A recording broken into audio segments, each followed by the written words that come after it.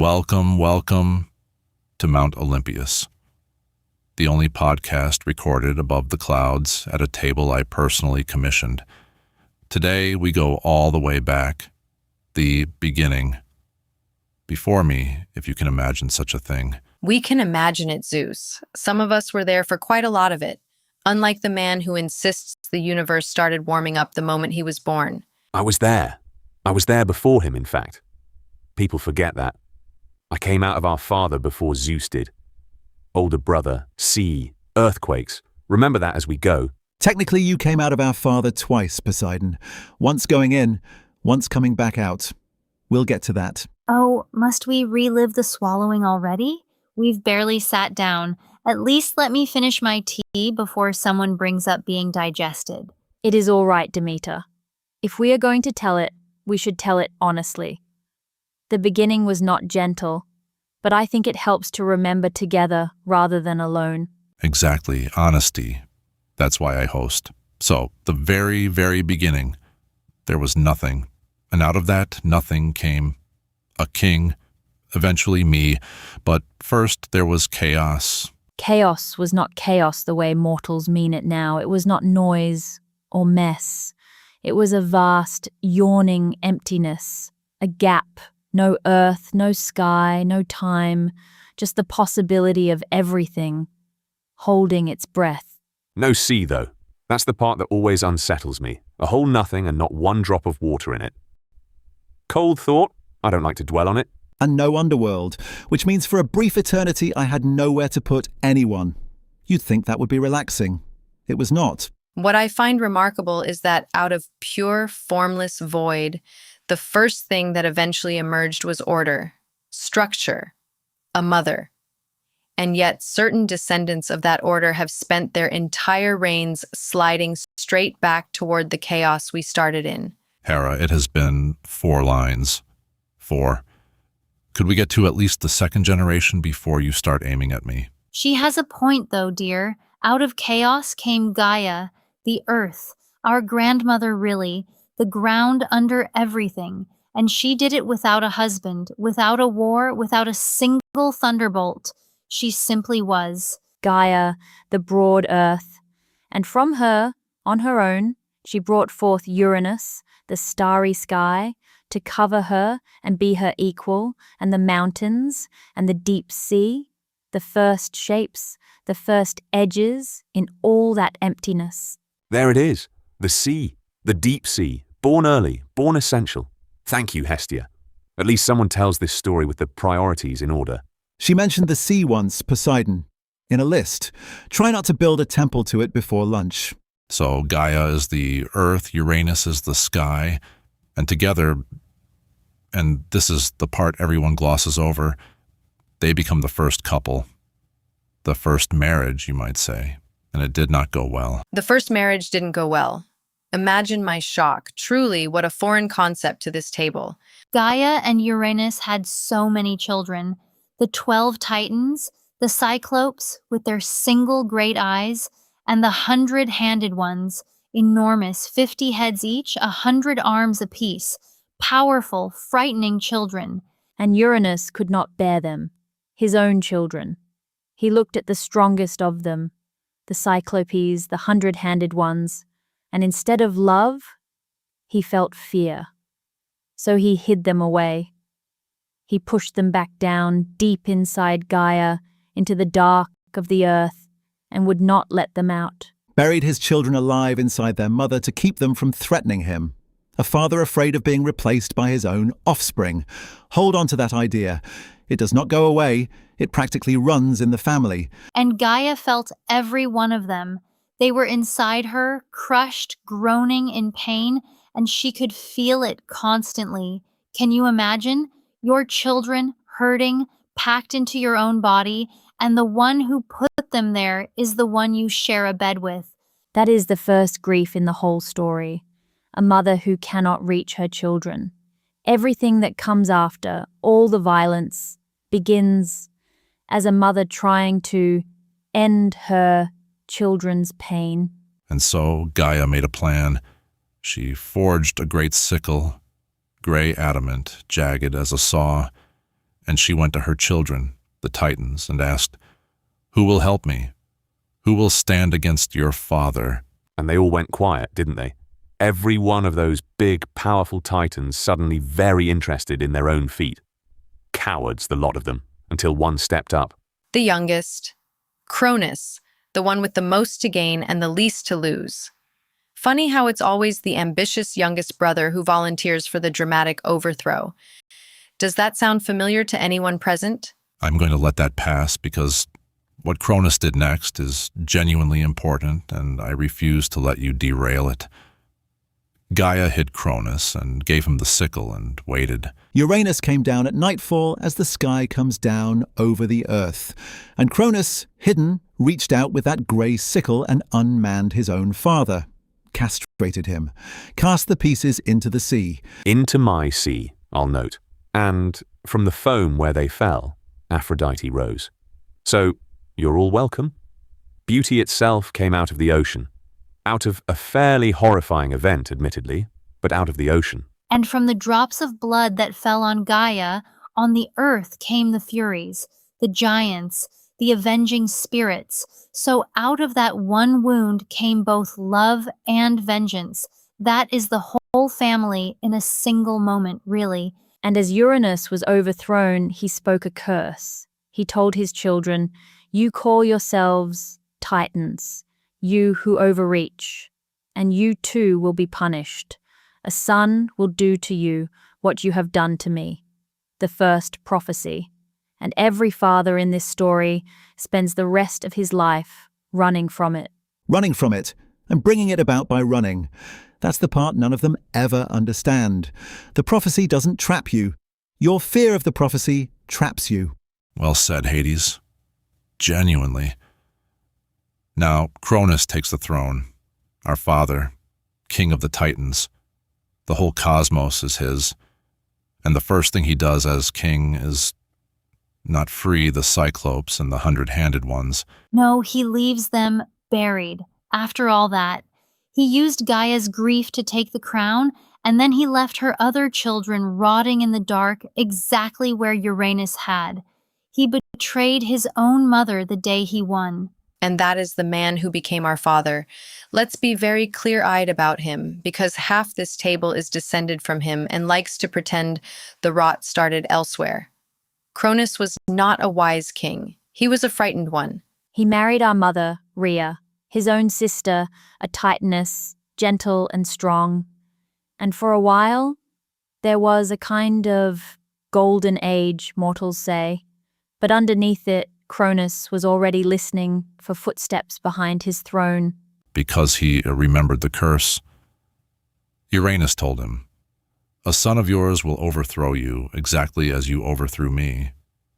And Cronus thought, well, brilliant tactician that he was, and he thought, "I'll simply make sure no son ever grows up." And he arrived at the most efficient possible solution. The moment each child was born, he took it from Rhea's arms and swallowed it whole, alive, so that nothing could ever stand behind him. I was first, the very first child of Cronus and Rhea. I was the first thing he swallowed. So when mortals say I am the eldest and the youngest of us both, that is why. First into the dark and the last to come back out. Hestia, every time you say that so calmly, my heart breaks a little. You were a newborn. He looked at his firstborn daughter and chose his throne, and then he did it again and again. I was next or near it. I remember nothing of being born and everything of being swallowed. The dark, the closeness, the others already in there with me. We were not dead. That's the part nobody understands. We were alive inside him, waiting. I remember the dark very well. I had a great deal of time to think in there. I thought about power and about how a king behaves when he is afraid, and about how I would never, ever let fear make my decisions for me.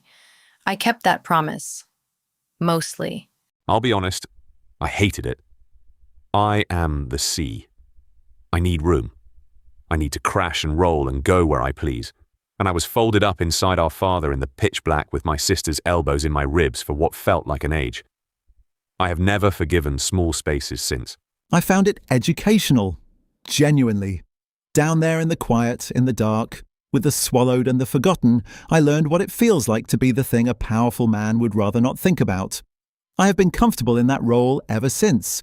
It prepared me for my entire career. And this is where I come in, because Rhea, our mother, had now lost 5 children to her husband's stomach. 5. Hestia, Demeter, Hera, Hades, Poseidon, and she was pregnant with a 6th, with me. Here we go. Settle in, everyone. The hero has entered his own origin story, and he is going to narrate his own rescue with the modesty of a thunderclap. Someone has to tell it accurately, Hera. Rhea was desperate. She'd had enough. So she went to Gaia and Uranus, to Earth and Sky themselves, and begged for a way to save her last child and one day make Cronus pay. And they helped her because Gaia had her own grudge. Remember, Cronus never freed her buried children either. So when it was time, Rhea slipped away in secret in the dead of night to the island of Crete. And there, in a hidden cave, she gave birth to you. And then she did the bravest thing in the whole story. She came back to Cronus, calm, and handed him a stone, a great stone, wrapped in golden swaddling cloth, the size and shape of a newborn. And she let him believe it was her child. And he swallowed it without looking. The all-seeing, ever-vigilant tyrant, so afraid of his own children, swallowed a rock because it was the right size. Fear makes you powerful and stupid in exactly equal measure. A rock. He couldn't tell the difference between his own son and a rock. And this is the genius who ruled the universe before us. Forgive me if I don't weep for the lost golden age of the Titans. And so I, alone of all 6 of us, grew up free. In that cave on Crete, hidden away, raised in secret. There was a goat, Amalthea, who nursed me. I drank her milk. Later, I made her horn the horn of plenty, by the way. The cornucopia, that's mine. You're welcome, harvest festivals everywhere. The cornucopia is arguably more my department, but go on. And to hide his crying, there were the Corettes, armored youths, who danced and clashed their spears against their shields outside the cave, so that Cronus, listening across the world for an infant's wail, would hear only the clatter of bronze and never the child beneath it. I'll give him this. It's a good story. A baby hidden under the noise of dancing soldiers while his father sits on a throne built on his own swallowed children. There's a terrible poetry to it. I just wish the baby had grown into a man who learned the lesson rather than half of it. I learned plenty, Hera. I grew up strong and clever and, yes, handsome. And most importantly, I grew up knowing exactly what I had to do. Free my brothers and sisters. End my father's reign. That was the mission from the day I understood who I was. How did you free us then? Let's hear your version. I'm genuinely curious which parts you've awarded yourself this century. I needed Cronus to bring you all back up, so I needed help getting close to him. And I found an ally, Metis, wise Metis, cleverest of all. She gave me a potion, an emetic, something to make our father violently sick. Métis. Yes, we should sit on that name for a moment. Because of all the people who made your victory possible, the wise woman who handed you the actual winning move is the one you mentioned for half a sentence and never again. We'll come back to what happened to Métis another episode. Oh, we will. Another episode, Hera. Another episode. Today is the beginning. Stay on topic. I disguised myself. I got close to Cronus, and I got the potion into him. And then, well, Hades, Poseidon. You remember the inside of this better than I do. Oh, I remember. One moment it's the usual eternal darkness. The next the whole world heaves and I am moving. Fast, the wrong way, in a great rush of... We don't need to describe the medium. And then light, air, space. I came out roaring and I have not stopped since. He brought us up in the reverse of the order he swallowed us. So the stone came first, clattered out onto the floor, this enormous rock, the decoy that had fooled him for years. Then Poseidon, then me, then Hera, Demeter. And last of all, first swallowed, came Hestia. I came out fully grown. That's the strange mercy of it. We had been alive in there, but we emerged as adults, as gods in our full power, blinking in the light, free and absolutely furious. All 5 of us at once standing around the Father who ate us. I came out last, into a room already full of my brothers and sisters, all of them grown, all of them shouting. And I remember thinking, we are together for the first time, all of us outside the dark, in the same place. That was the feeling that mattered to me, not the rage, the togetherness. And there I stood, the brother none of them had ever met, the one who'd grown up free, the one who'd brought them back. 6 of us now against the king of the Titans. And that, my friends, is where the real war begins. The Titanomachy. 10 years of it. Let's not pretend it was one heroic afternoon. It was a decade of war that nearly tore the young cosmos back into the chaos we started this episode with. 10 years. People say the gods overthrew the Titans like it was a weekend. It was 10 years of me hurling the entire ocean at mountains. Do you know how tiring that is? I reshaped coastlines out of sheer effort. Some of those coastlines are still there. We fought from Olympus. The Titans fought from Mount Olympus across the plain. And for 10 years, neither side could break the other, because we were evenly matched. 6 young gods against the old powers of the world. Something had to tip it. And, here is my masterstroke. My genuine masterstroke. And I will accept applause later. I remembered the prisoners, the ones Uranus buried and Cronus left buried, the Cyclopes, the 100-handed ones, still down there in the dark of the earth all that time. The very children Gaia had grieved for at the start of all this, still imprisoned. 2 kings had risen and fallen, and nobody had let them out. Until Zeus, credit where it's due, went down into Tartarus and freed them. He killed their jailer, Campe, and broke their chains. And it was the single smartest thing anyone in our family had done up to that point. Because gratitude, it turns out, is a more reliable weapon than fear. The thing both his grandfathers never learned. And the freed ones repaid it immediately. The Cyclopes were master smiths. In thanks, they went to their forge and made gifts. Weapons? Unlike anything the world had yet seen, they armed the 3 brothers. For me, the thunderbolt, the lightning, the single most recognizable object in all of creation.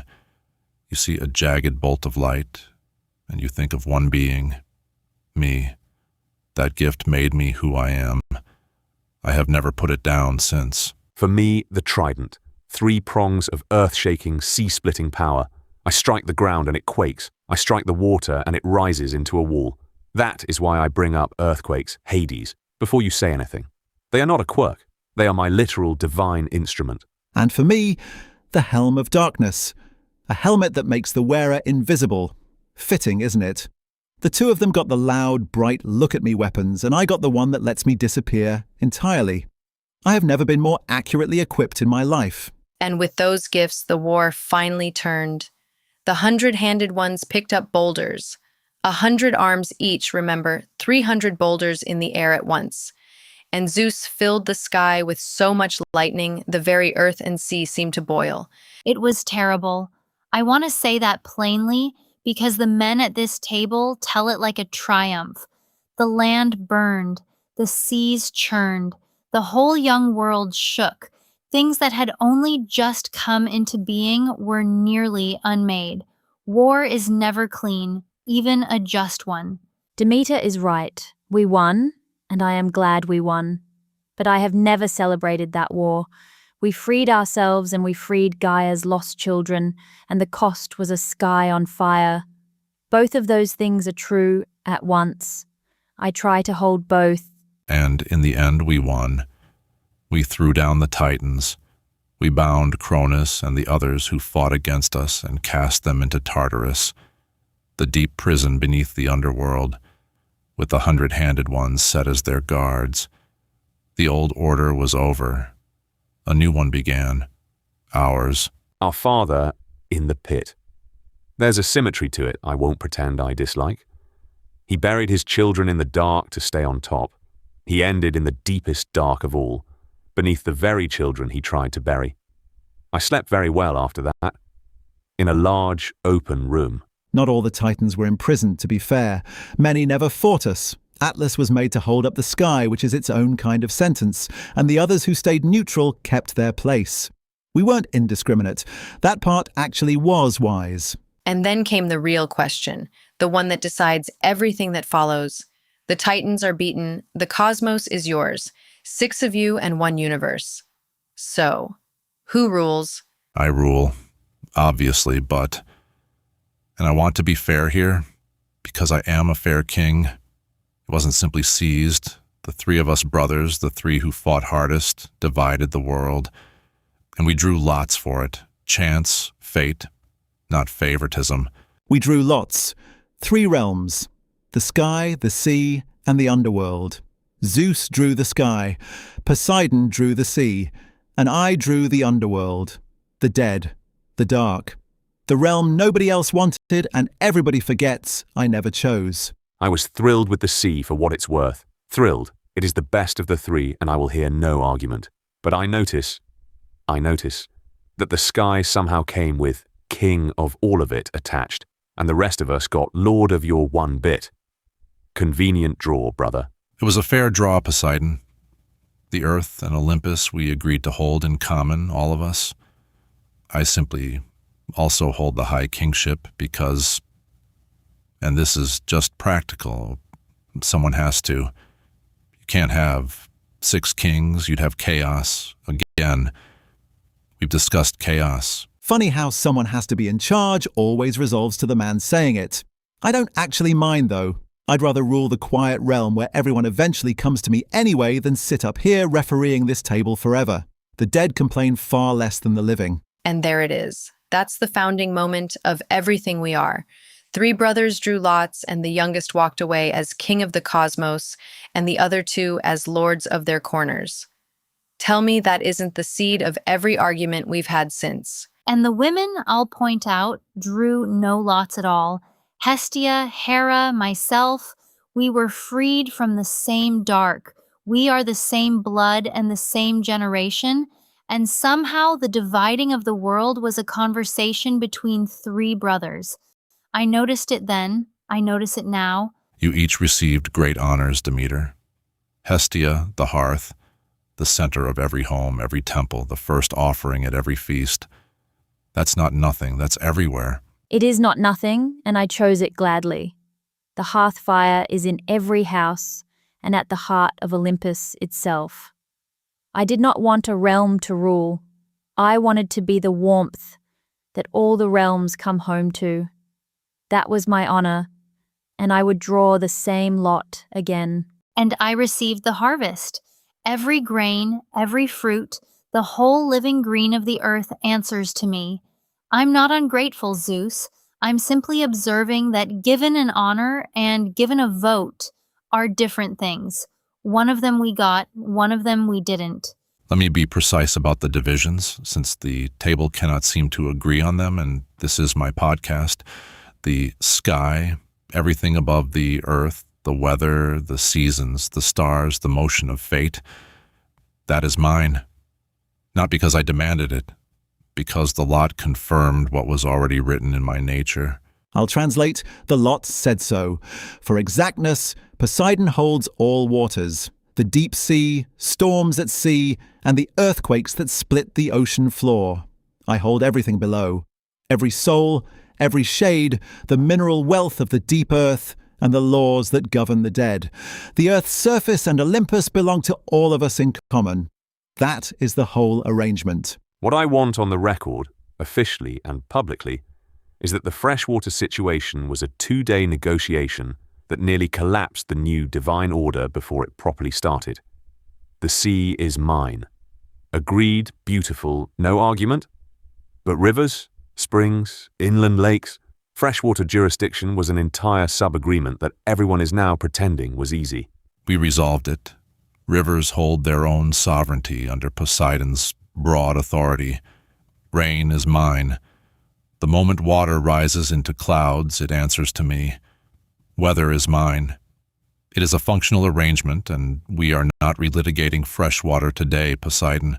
There were also the Titans who never fought us. They didn't get a vote in the new order, but they kept their functions. Atlas holds up the heavens, which is its own kind of permanent sentence. The Titan of the sun still drives his chariot. The Titan of the moon keeps her rounds. The old machinery of the cosmos keeps running.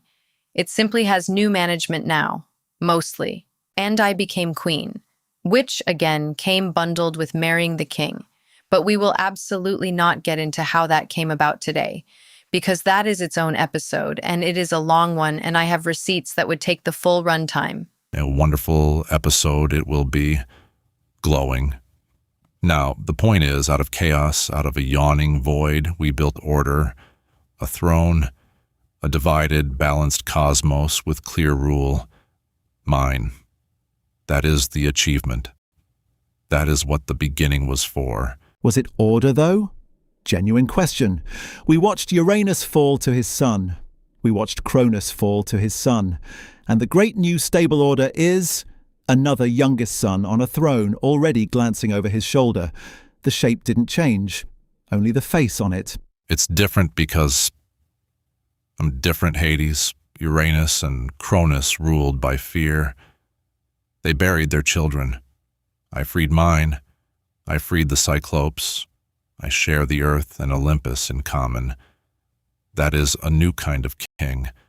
The cycle stops with me. The cycle stops with you. We will test that claim across roughly 400 future episodes, husband, and I will be keeping score in all of them. But, in fairness, and I say this rarely, you did break the part that mattered.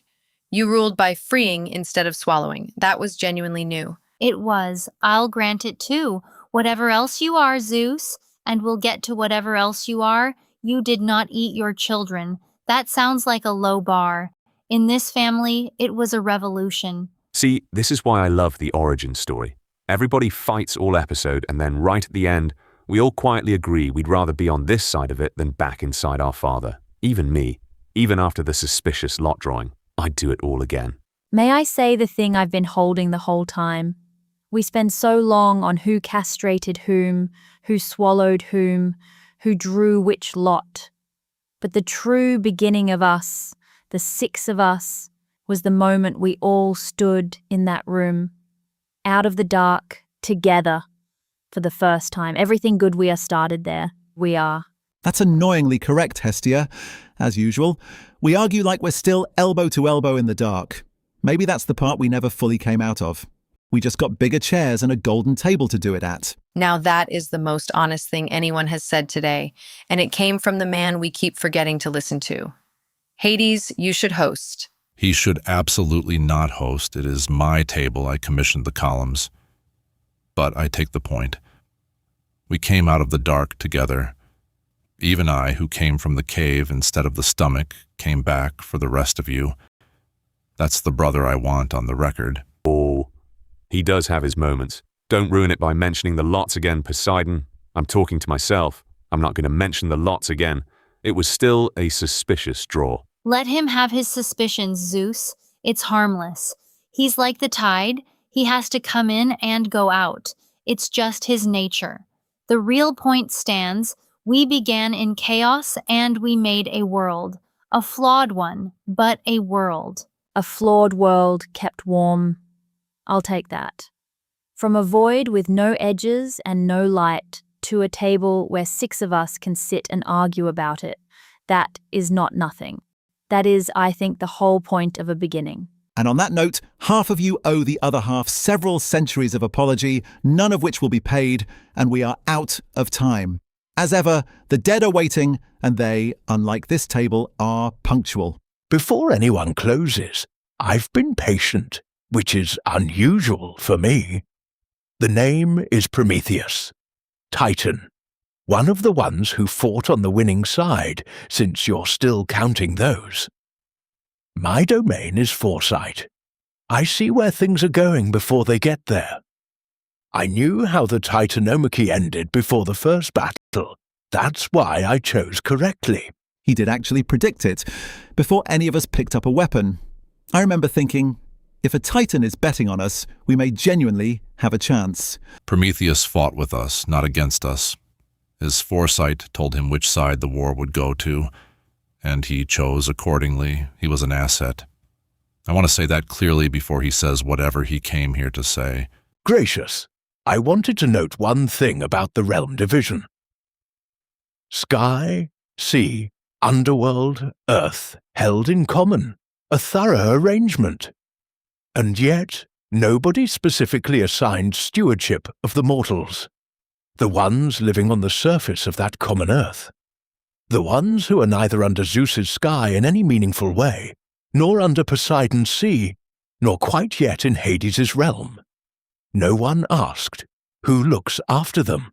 The mortals live on shared earth, which means they are under all of our collective oversight. That is not a gap in the arrangement. I did notice they were quite cold. I assume someone was handling it. No one was handling it. That is exactly the point he's making. The earth was declared common ground, so no one would fight over it. No one asked what the people actually living on it might need from us. And if I happen to form a strong opinion about that, if I believed the common ground was being managed with a collective inattention that left the mortals freezing in the dark while Olympus stayed warm, well, that would be a story for next time. It will be a story for next time. And for the record, my response to whatever Prometheus did about it was entirely proportional and well within my authority as king. I want that in the introduction. Next time, Prometheus, fire the specific nerve required to steal from the gods, and the very specific consequences that followed. I will also be curious to hear what this table thinks about whose side they are actually on, the gods who made the rules, or the Titan who broke them for the sake of the mortals. I suspect we will not all agree. And if anyone wants to discuss the lot drawing offline, my realm is the sea, my instrument is the trident, and my earthquakes are, once again, divinely issued equipment and not a personality flaw. Thank you. That's all. Be kind to your mothers, everyone. Rhea saved this entire family with a rock and a calm face, and nobody ever built her a temple for it. Mothers carry the whole story and get a footnote. I'll keep saying it. That's our beginning, friends. From chaos to a king. Me. It's the family that came out of the dark with him. I am Zeus. This has been Mount Olympus. And remember, the universe took eons to find its ruler, but it did find one. You're welcome. Good night from all of us. Keep your hearth warm and your people close. That part, at least, every single one of us at this table agrees on. We'll see you next time.